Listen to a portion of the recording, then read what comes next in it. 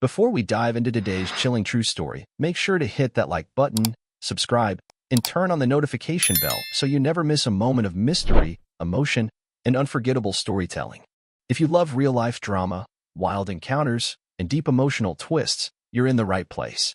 Grab your headphones, settle in, and get ready for a story that will stay with you long after it ends.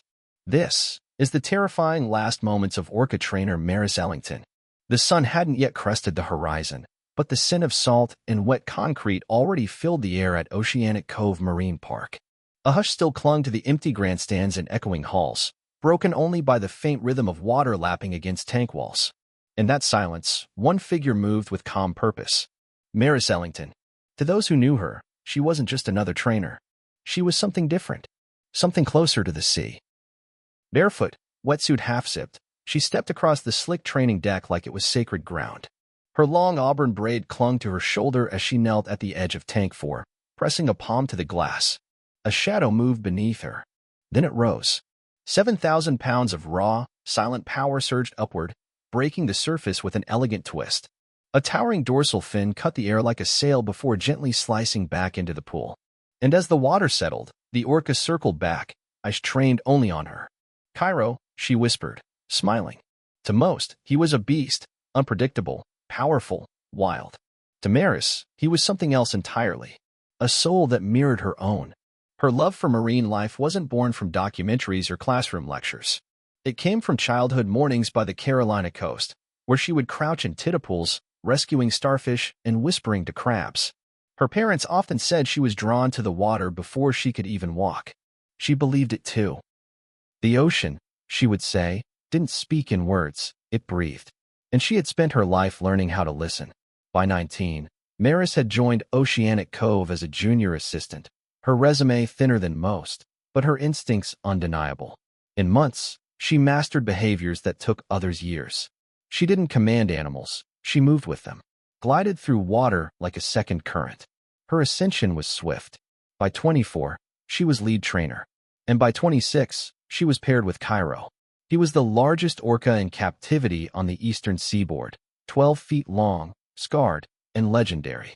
Found stranded as a calf near a fractured ice shelf off Greenland, Kairo had lost his pod and nearly his life. His rescue had been global news. His arrival at Oceanic Cove was historic, and his behavior, even from the beginning, was different. He didn't play like the others, didn't respond to handlers with curiosity. He learned commands fast, too fast, some said. And when frustrated, he didn't act out. He went silent, observant, unnerving. But with Maris, he transformed. Their first session lasted just 10 minutes. But in those minutes, something happened. No aggression, no hesitation. Kairo followed her across the tank, mirrored her turns, copied her glides. By week's end, he was breaching on command, spinning midair with grace. It was as if they had known each other for years. "You're the Orca Whisperer," one of the trainers had joked. But Maris didn't laugh. "He's whispering too," she replied. "You just have to be quiet enough to hear it." Together, they created routines no one had seen before. Maris would dive deep, signal with nothing more than a tilt of her hand, and Kairo would rise like a black and white ghost behind her. They choreographed underwater ballets, her twirling beside his massive body, their bubbles streaming upward like curtains of mist. Audiences were spellbound. Children leaned over the railings just to catch a glimpse of the magic. But their bond wasn't just for show. Maris often stayed late, long after the stadium lights went dark. Staff would find her sitting cross-legged by the tank, whispering softly, pressing her hand to the glass while Kairo floated silently beneath. She read to him, played music, sang. She believed, truly, that he understood. Not just commands. Emotions. Pain. Memory. It unnerved some of the others. "He watches her too closely," one technician remarked during a safety briefing. "He responds too fast," said another. "It's like he's reading her mind." But the higher-ups didn't care. The crowds loved it. Attendance soared. Merchandising followed. Maris and Kairo became the heart of Oceanic Cove, faces on posters, centerpieces of fundraisers, media darlings. And yet, through all the flash and applause, Maris remained rooted in something quieter, more personal. "He trusts me," she said once during a team meeting. He's never had that before. But even trust can tremble. It began subtly. Kairo started skipping cues during warm-ups. He'd break formation mid-performance, refuse treats. Then came the spinning, slow, deliberate laps around the tank, eyes fixed on the platform like a predator watching from the tall grass. Maris noticed, but she didn't speak of it the way others did. He's not acting out, she told the vet. He's bored. Confused maybe, but not dangerous. The team wasn't convinced. Junior trainer Melissa Carter voiced it first. He lunged last week. Not playfully. Like, really lunged. I saw in his eyes. Something's not right. Others agreed. But when management suggested rotating Kairo out of the next performance, Maris resisted. He just needs more one-on-one time. And so, they gave her space. Trusted her instinct. After all, hadn't she always been right before? But instincts can falter, especially when wrapped in love. The morning before the final rehearsal, veteran handler Eric Vasquez pulled Maris aside. His voice was low, serious. He's changing, Maris. That look in his eyes, it's not the same. Maybe he's remembering something. Maybe he's waking up to what he's lost. She stared at him a moment, unreadable, then offered a small, tired smile. He's not waking up, she whispered. He's just tired of sleeping. And with that, she turned toward the tank, toward the shadow beneath the water, gliding slowly, silently, waiting for her. The air around Tank 4 was no longer still. It had thickened, somehow. Heavier. Charged. The trainers felt it first, not with words, but in the way their backs tensed and their voices dropped as they entered the enclosure. Something was off. They couldn't name it, but it was there, lingering like the taste of a coming storm. Kairo was changing. It began with the feedings. He stopped accepting fish from the platform. Not always, just enough to raise eyebrows. One day, he took only 2 herring before submerging and drifting to the far wall, out of reach. The next, he ignored his bucket entirely, circling slowly beneath the surface, ignoring the clickers and whistles like they were static. At first, they chalked it up to boredom. Orcas get moody, especially those kept in confined pools. But this didn't feel like moodiness. It felt like a withdrawal. Like Kairo was pulling inward, deeper and deeper, into a place no trainer could follow. He didn't blink when I tapped the pole, said Marco, the youngest on the team. He just stared, like I wasn't even there. Rehearsals began slipping. Simple cues that once triggered seamless spins and breaches now returned silence. He'd float sideways, fin drooping, I fixed on the catwalk overhead. Maris noted everything she had to. Every behavior, every delay, every missed signal. Her notebook was filling faster than usual. Still, she defended him. He's not shutting down, she insisted one afternoon during a staff debrief. He's overwhelmed. Too many changes. Too many routines. The team wasn't so sure. During one rehearsal, he breached late, so late that junior trainer Melissa Carter had already entered the water. The breach missed her by inches. Everyone saw the splash, the flinch in her shoulders as Kairo passed overhead like a missile. Later, in the locker room, Melissa's hands trembled as she unzipped her wetsuit. He didn't just miss me, she said. He knew where I was. He did that on purpose. That session was reported, documented, flagged. Still, the shows moved forward. Management sent in a vet. Blood tests. Saliva samples. Enrichment toys were added. More breaks between training. But the numbers, ticket sales, summer packages, school tours, were peaking. Kairo and Maris were still the main draw. A little unpredictability wasn't going to stop the season now. Maris noticed the eyes on her more than ever. Not just the audience. The team. Whispers followed her down the hall. Conversations paused when she entered. They didn't question her openly, but she felt the doubt. The subtle, growing distance. She buried herself deeper in her routines. Earlier mornings. Longer swims. Quiet evenings sitting by the tank, watching the surface ripple and settle. In Kairo, he kept drifting. Sometimes he wouldn't come when called. Other times, he would, but with strange urgency. No hesitation, just a silent lunge toward the signal, then a snap to the surface. Not aggression. Not exactly. Just something harder to read. Something sharper. Maris began journaling again, something she hadn't done since her intern years. In shaky handwriting, she recorded her thoughts, trying to sort the unease from the affection. He's restless. Maybe it's the new lights. Or the shift in the water temperature. Or maybe he's just tired of spinning for cameras. He still listens to me. He still knows I'm here. Maybe he's angry. Maybe I would be too. Her pen scratched across the page late into the night. She replayed every moment, the missed cues, the glances, the way Kairo sometimes hovered just below her feet as she stood on the platform. Not moving. Just watching. On July 14th, Maris requested a solo session. No rehearsal team. No music. Just her and Kairo. 1 hour before sunrise. When asked why, she simply said, "He's overwhelmed. I want to reset our rhythm." A few trainers pushed back. Melissa outright refused to support the session. Eric Vasquez, the most experienced among them, asked her bluntly, "What if he's done performing? What if this isn't just stress?" Maris didn't answer. Not right away. She only said, "Finally, I've known him for 6 years. I would know if he wanted to hurt me." But even as she said it, her stomach twisted. In private, her tone was different. "He isn't angry at me," she wrote that night. "But he's angry at something. Maybe the noise. Maybe the people. Maybe the world shrinking around him. I can reach him. I have to try." The night before the session, she didn't sleep. She paced the catwalk, sat by the edge of the tank. The moon hung low, casting pale light on the water. Somewhere beneath the surface, Kairo drifted, unseen. She knelt, whispering his name. A ripple, then stillness. Her reflection trembled beside his dorsal fin. The morning of July 17th was colder than usual. A salty breeze brushed over the metal railings of Oceanic Cove, rattling the chains on the loading gate. Most of the park was still asleep, the lights dimmed, the pathways silent. Only the low hum of pumps and the rhythmic churn of filtered water echoed across the complex. At 5:12 a.m., Maris Ellington unlocked the back entrance and signed in. Her name, written in tidy blue ink, would be the last entry in the logbook that day. No one accompanied her. She moved through the prep room with quiet efficiency. Her wetsuit hung neatly on the back of her locker, already half-zipped from the night before. A soft towel around her neck. Clipboard in hand. Her steps were calm, but her eyes, distracted. Focused, but frayed at the edges. She checked the feeding logs, adjusted a few settings on the underwater speakers, then walked the long hallway toward Tank 4.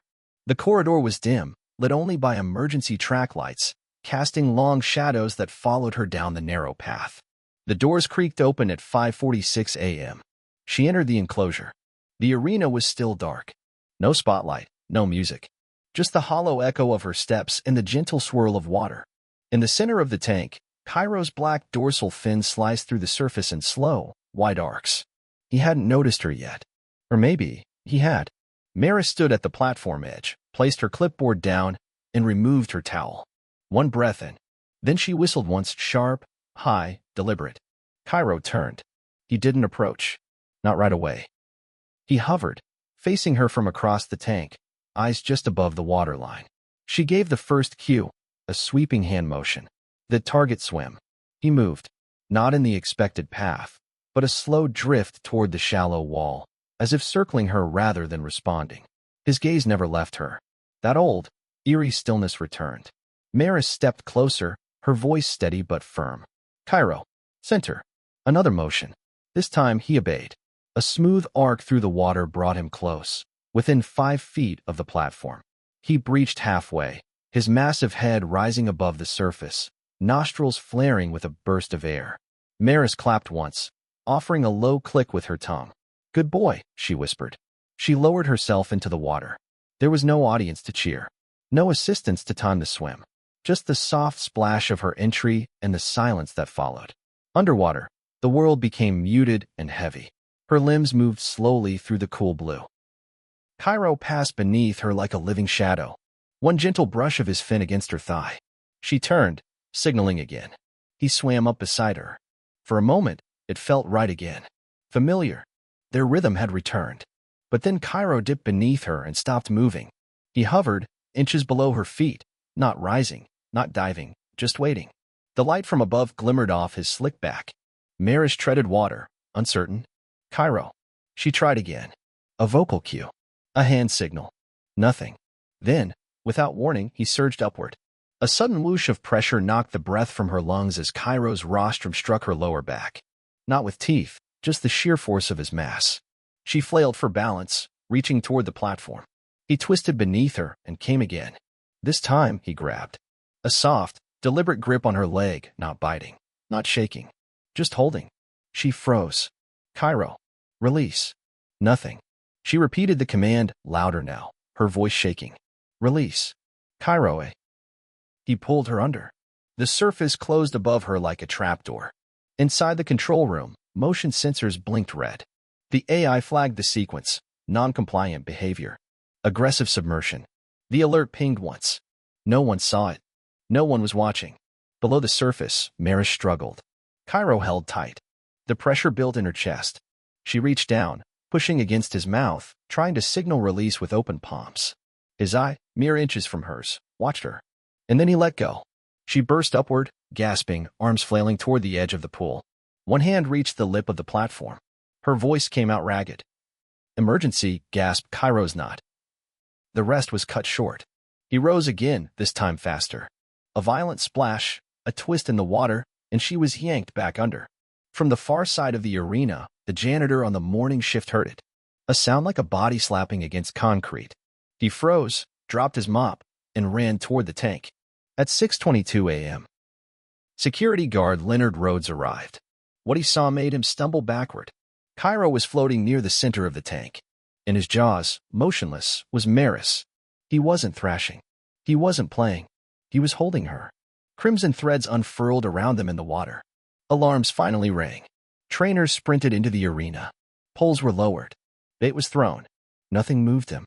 Kairo remained still, his eyes blank, unreadable. When he finally released her, Maris drifted downward, her body limp, arms outstretched. She was pulled from the water at 6:39 a.m. Unresponsive. The sun had already risen by the time Maris's body was pulled from Tank 4. Paramedics rushed her through the south exit of Oceanic Cove, sirens wailing, but it was already too late. She was pronounced dead at 7:02 a.m. The cause? Drowning, multiple fractures, severe internal trauma. The media got the news before some of her colleagues did. Within hours, headlines spread like a virus. Star trainer killed by Orca at Oceanic Cove. Kairo, the park's main attraction, turns deadly. Tragic accident or preventable death? Behind closed doors, the park scrambled. Statements were written, footage reviewed, legal teams called in. The official story was released quickly, a tragic, unpredictable event during a routine session. They emphasized her experience, her love for the animals, her professionalism. And then they distanced themselves. But inside the trainer community, no one was satisfied with the word unpredictable. The footage hadn't been made public, not yet, but the team had seen it. Trainers who knew orcas, who understood how they moved, how they reacted, noticed things that the public might never catch. Kairo didn't flail. He didn't thrash or panic. His movements were precise, fluid, almost calculated. He watched her. He waited. He acted. And then he went still. Some said it was a tragic misunderstanding. That Kairo, distressed and overstimulated, had lost his grip on a reality he didn't understand. Others disagreed. Quietly, and only among people they trusted, they said the word that no one wanted to speak aloud. Intentional. Weeks later, after the press had moved on and memorial flowers dried in the July heat, Maris's sister, Emily, sorted through her apartment. A single bookshelf held a collection of marine biology texts, training manuals, and her worn leather-bound journal. At the back, she found a note. The handwriting was unmistakable, Maris's. "Something is changing in him. I feel it when I look into his eyes. He's still responding, but it's like he's remembering something he was never supposed to forget. The ocean, the wild, the silence. I don't think he wants to hurt me, but I don't think he wants to stay here anymore, either. If anything ever happens to me, don't blame him. Blame the walls." Emily sent a copy to Maris's old mentor, Eric Vasquez. He read it in silence, eyes heavy, the guilt pressing into his spine like a stone. He had warned her. Not because he believed Kairo was evil, but because he knew captivity had limits. Even the strongest bond couldn't hold forever if one soul was caged and the other held the key. Experts were invited to weigh in. Dr. Lena Harrow, an animal behaviorist from Vancouver, reviewed the incident file. Her verdict was chilling. This wasn't a behavioral slip. Orcas rarely kill humans in the wild. This orca showed signs of chronic stress and depression, and then a specific, targeted aggression. He didn't lose control. He took control. Others were less sure. They pointed to the years of safe interactions between Maris and Kairo. The successful performances. The public affection. The gentle responses. They blamed hormonal imbalance. Environmental stress. Lack of stimulation. And yet, none could explain the look in his eye during that final breach. The one that carried her into the air like a rag doll. It wasn't confusion. It was clarity. Oceanic Cove closed Tank 4 indefinitely. Kairo was moved quietly, transferred to a facility overseas under the guise of medical observation. No location was confirmed. He disappeared from the website. Merchandise was pulled. Trainers signed NDAs. Whispers grew into stories, and stories into silence. But not everyone forgot. Some nights, when the crowds are gone and the water is still, the staff say they can still feel her presence. A ripple on the surface when no one moves. A shadow under the platform. The faint echo of a whistle with no source. And Kairo? Those who knew him say he hasn't performed since. Not once. Maris's death raised questions no PR department could spin away. How long can wildness be contained before it claws its way out? Do animals remember what was taken from them? And if so, do they ever forgive? In the final interview she gave, just 2 months before her death, Maris sat beside Kairo, smiling as he swam behind her. The interviewer asked if she ever felt afraid working with such a massive creature. She laughed, brushing a strand of hair behind her ear. He's not dangerous. He's just misunderstood. He's not a beast, he's brilliant. And I trust him with my life. She paused, then added, if he ever turns on me, maybe it'll be because we didn't listen closely enough. Now, her words hang like mist over the legend she became. The Orca Whisperer. The girl who thought she could speak to the sea. And the beast who finally answered. If you enjoyed this story, ensure to like, share, and subscribe for more amazing, heartfelt stories like this. Also, let us know where you are watching from, and drop your thoughts in the comments. What did you think about Maris Ellington and her deep connection with Kairo? Were the warning signs truly there, or was it something more mysterious? Do you believe Kairo acted out of instinct, or something deeper? We'd love to hear your take on the haunting final moments between Maris and the orca she trusted most. Stay tuned for more gripping tales.